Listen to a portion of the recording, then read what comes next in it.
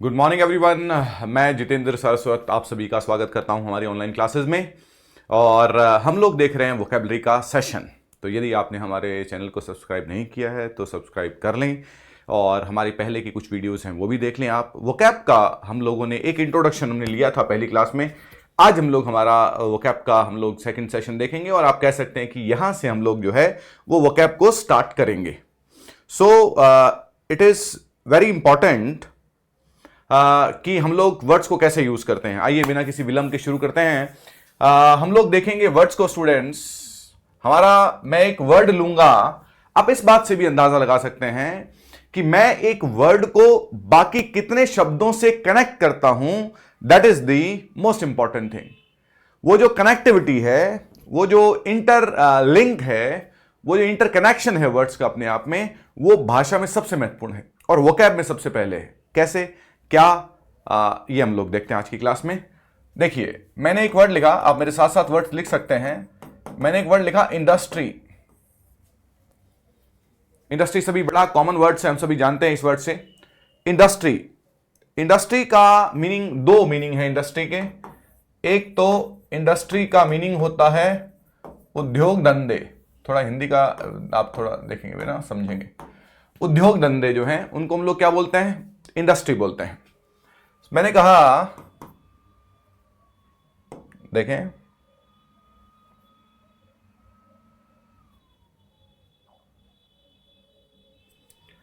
हमने सेंटेंस लिखा, this is the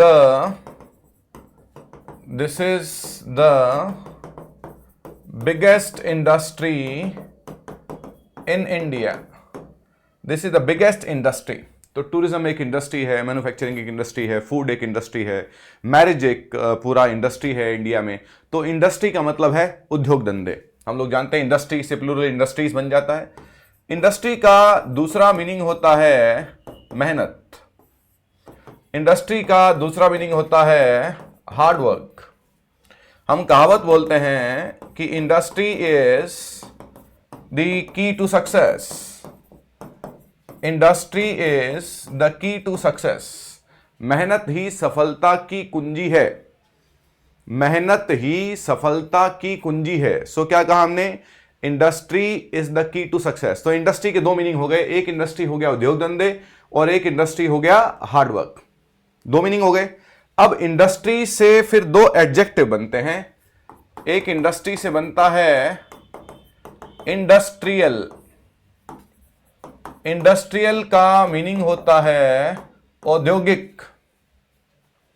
industry का मीनिंग, इंडस्ट्री से क्या एडजेक्टिव बनता है? इंडस्ट्रियल। इंडस्ट्रियल है औद्योगिक। जैसे हम कहते हैं इंडस्ट्रियल डेवलपमेंट।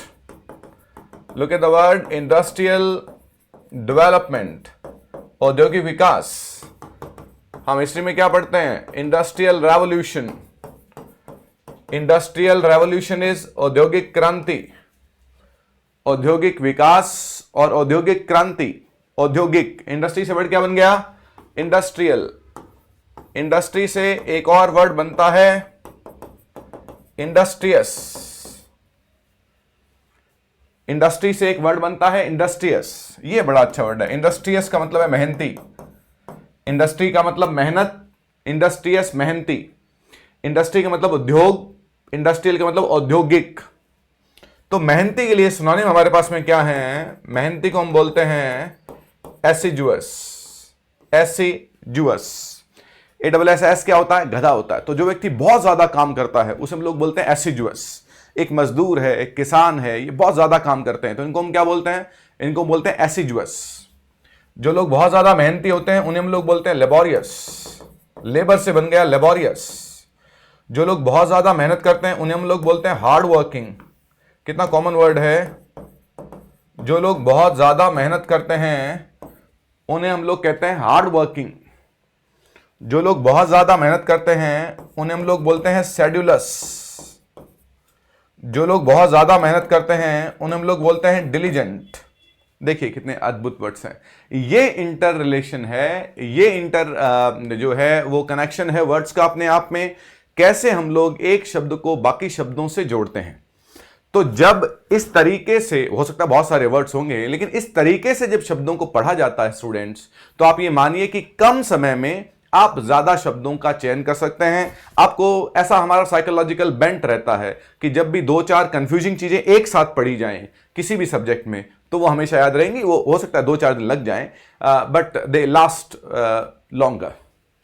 चलिए, इंडस्ट्रियस हो गया, एसिजुअस, लेबोरियस, हार्ड वर्किंग, शेड्यूलस, डिलीजेंट, मेहनती हो गया। तो वर्ड क्या था? इंडस्ट्री। अब एक वर्ड हमारे पास में है एसिजुअस। एक वर्ड मैंने लिखा ऑर्जस, और एक वर्ड मैंने लिखा abstruse. Look at this word. क्योंकि इन शब्दों का उच्चारण एक जैसा था, क्योंकि इन शब्दों का प्रोनाउंसिएशन एक जैसा था, तो हमने इन शब्दों को साथ में रख लिया। हमने कहा एसिजुअस, हमने कहा ऑर्जस, हमने कहा एब्स्ट्रूज। एसिजुअस हमने देख लिया, मेहनती है, लेबोरियस है, हार्डवर्किंग है, इंडस्ट्रियस है। ऑर्जस जो है ए डिफिकल्ट टास्क। ऑर्जस जो है वो एक डिफिकल्ट टास्क है। डिफिकल्ट टास्क क्यों है? बिकॉज इट इन्वॉल्व्स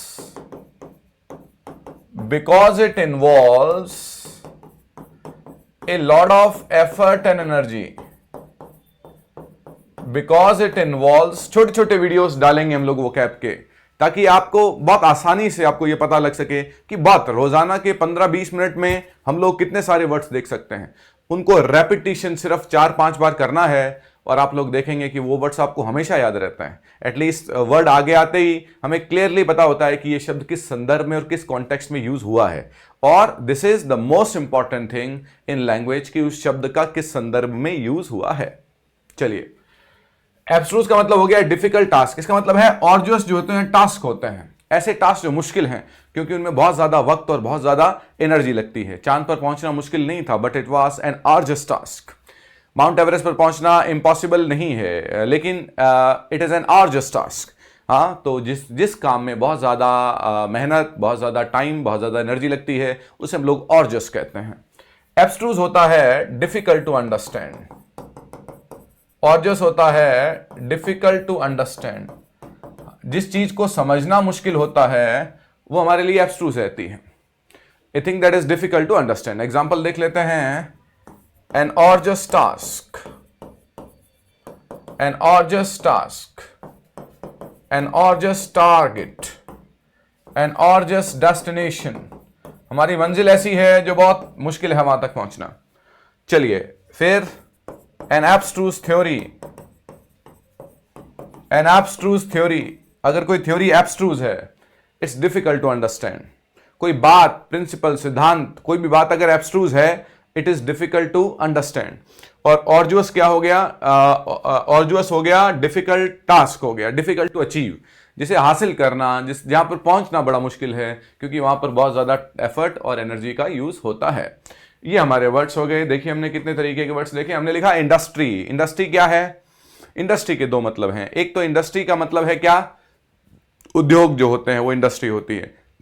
और एक इंडस्ट्री क्या हो गया? एक इंडस्ट्री हो गया मेहनत। इंडस्ट्री है ना, लाइफ में इंडस्ट्री हो तो कुछ भी किया जा सकता है। Industry is the key to success. Industry से दो एडजेक्टिव बन गए, एक बना इंडस्ट्रियल और एक बना इंडस्ट्रियस। तो जो इंडस्ट्रियल है वो औद्योगिक है और इंडस्ट्रियस जो है वो मेहनती है। अगर एसिजुअस एक वर्ड था तो एक वर्ड है ऑर्जस, एक वर्ड है एब्स्ट्रूज। इससे मिलते जुलते वर्ड थे, इसलिए हमने ये वर्ड लिख लिए। तो इस तरीके से हम लोग वोकैब को करते हैं स्टूडेंट, जब एक ही शब्द से बहुत ज्यादा शब्द जुड़े होते हैं। चलिए, आज का हमारा दूसरा वर्ड है, आप इसमें हेडिंग डालिए स्टूडेंट्स, वेदर से जुड़े हुए वर्ड देख लेते हैं हम लोग वर्ड देख लेते हैं जो वेदर, मौसम से जुड़े हुए वर्ड्स कैसे हैं। देखिए कितनी, मतलब बहुत सारी वोकैब है जो वेदर से जुड़ी हुई है। कोशिश करते हैं। आइए, चलिए, सबसे पहले मैंने एक वर्ड लिखा बॉल्मी। मैंने एक वर्ड लिखा बॉल्मी। बॉल्मी हम कहते हैं माइल्ड और जेंटल। माइल्ड और जेंटल का मतलब होता है सुहावना। माइल्ड और जेंटल मीन सुहावना। सुहावना किसके लिए? सुहावना हम यूज करते हैं एयर या वेदर के लिए।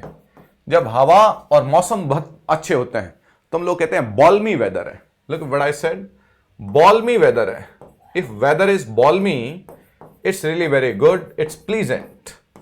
प्लीजेंट है, वो माइल्ड है, जेंटल है। ये अभी जो अक्टूबर नवंबर के मंथ्स होते हैं ना, गर्मी है ना ठंड है, फेब मार्च का जो मंथ होता है ना, गर्मी है ना ठंड है, दे आर नॉन एज, उन्हें हम लोग क्या बोलते हैं? उन्हें हम लोग बोलते हैं बॉल्मी। वो बॉल्मी है। सो बॉल्मी को हम लोग क्लीमेंट भी कह सकते हैं। If a weather is balmy it is clement. अगर वेदर बॉल्मी है, अगर हवा अच्छी चल रही है तो वो बॉल्मी है, वो क्लीमेंट है। सो बॉल्मी इज क्लीमेंट। हाँ जी, बॉल्मी इज क्लीमेंट। एक मिनट भाई, चलिए, बॉल्मी इज क्लीमेंट का मतलब क्या हो गया?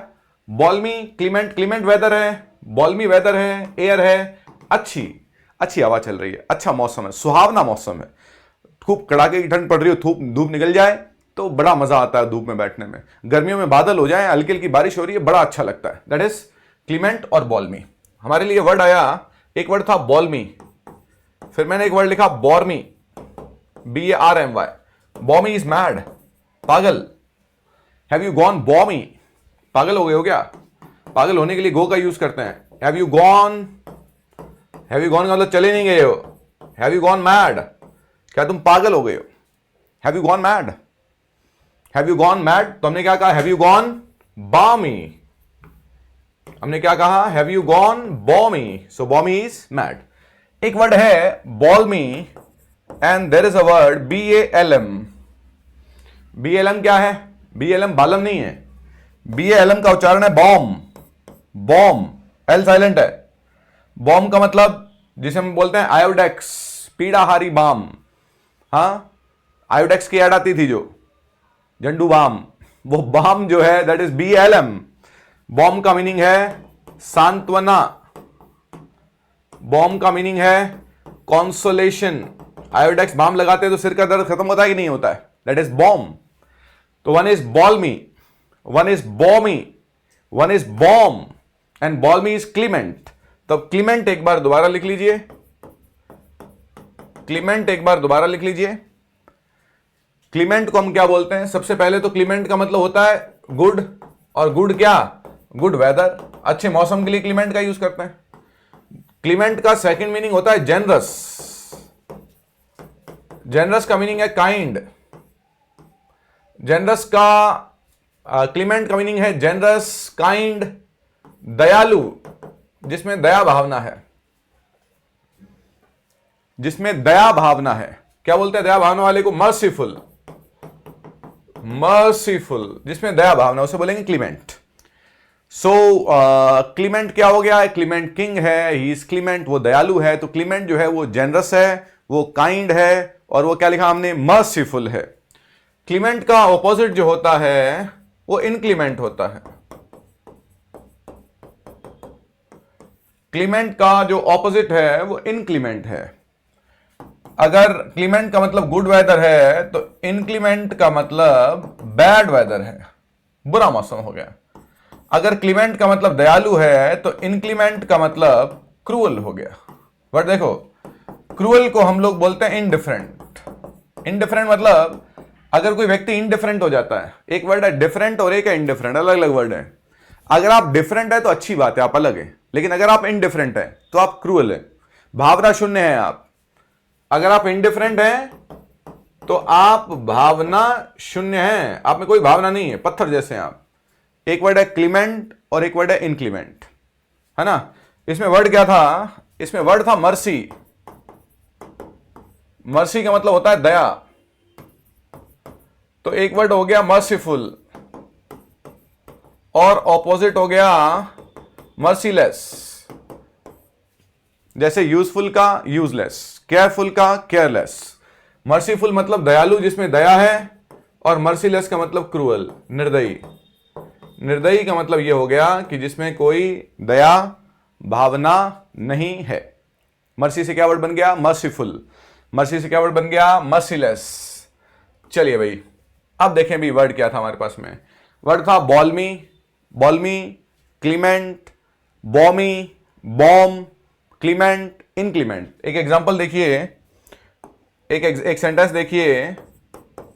ड्यू टू इनक्लीमेंट वेदर, हाँ जी, due to inclement weather, not many people came. Not many people came due to inclement weather. अब देखो सारा सेंटेंस इस वर्ड पे टिका हुआ है। ड्यू टू इनक्लीमेंट वेदर का मतलब है कि बुरे मौसम के कारण ज्यादा लोग नहीं आ सके। चलिए भाई, ये था हमारा मर्सी वर्ड है। अब देखें भी ध्यान से, क्योंकि बात हो रही है वेदर की, बात हो रही है मौसम क्या होता है, तो एक वर्ड हम यूज करते हैं जब आंधी चलती है तो हम बोलते हैं स्टॉर्म आता है। स्टॉर्म का मतलब होता है तूफान। तूफान को हम बोलते हैं टेम्पेस्ट, है ना। तूफान को हम क्या बोलते हैं? टेम्पेस्ट। स्टॉर्म से एडजेक्टिव बनता है स्टॉर्मी। रात कैसी थी? तूफानी रात थी, जब तूफान चलता रहा। तो स्टॉर्मी को हम क्या बोलते हैं? स्टॉर्मी को हम बोलते हैं टेम्पेस्चुअस, तूफानी, जिसमें आंधी तूफान चलते रहे। तो रात कैसी थी? तूफानी रात थी। दिन कैसा था? तूफानी दिन था। हाँ जी, कैसा दिन था? तूफानी दिन था। चलिए, स्टॉर्म से बन गया स्टॉर्मी। फिर एक वर्ड यूज करते हैं थंडर स्टॉर्म। वह देखना भाई, थंडर स्टॉर्म हम यूज करते हैं आंधी तूफान। ये थंडर स्टॉर्म जो होता है, इस थंडर स्टॉर्म में हम लोग यूज करते हैं, एक सेकेंड में,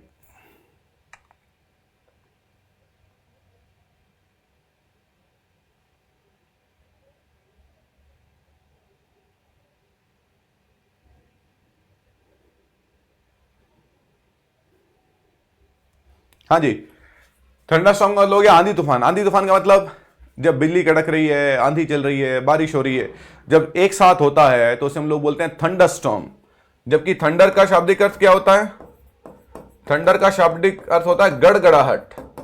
जब बादलों की गड़गड़ाहट होती है उसे क्या बोलते हैं? थंडर। फिर एक वर्ड आता है लाइटनिंग। जो बिजली चमकती है, बिजली चमकती है तो उसे क्या बोलते हैं? उसे बोलते हैं लाइटनिंग। गड़गड़ाहट होती है उसे क्या बोलते हैं? थंडर। थंडर स्टॉर्म क्या होता है? थंडर स्टॉर्म होता है आंधी तूफान। स्टॉर्म क्या होता है? स्टॉर्म होता है तूफान। जैसे देखें भाई, जैसे हम यूज करते हैं डाउनपॉर। क्या वर्ड है भाई? डाउनपॉर क्या होता है? डाउनपॉर होता है हैवी रेन, जब बहुत ज्यादा बारिश होती है। जैसे आप एक इडियम पहचानते होंगे, एक इडियम हम यूज करते हैं, rain cats and dogs. Rain cats and dogs का मतलब क्या होता है? रेन कैट्स एंड डॉग्स का मतलब होता है मूसलाधार बारिश।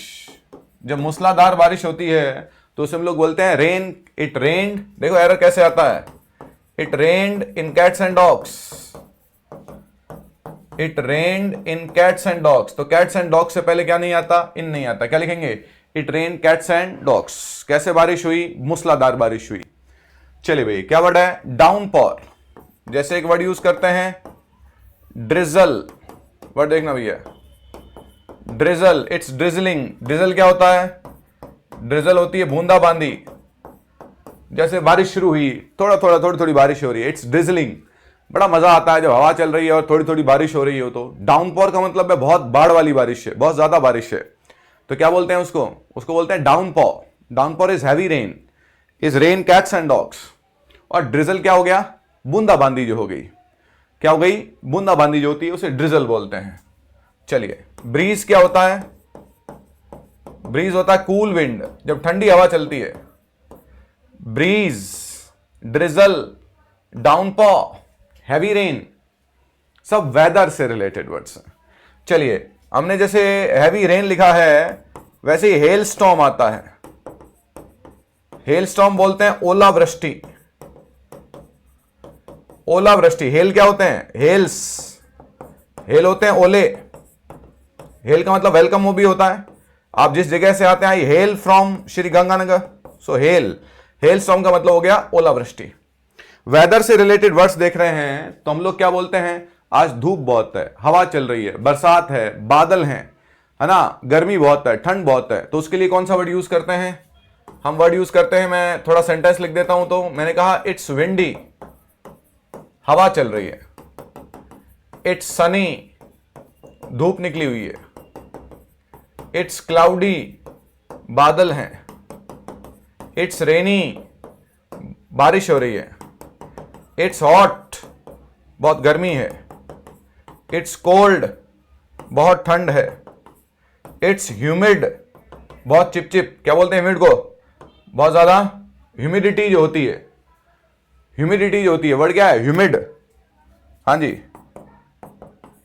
इट्स फॉगी, फॉग है, धुंध है।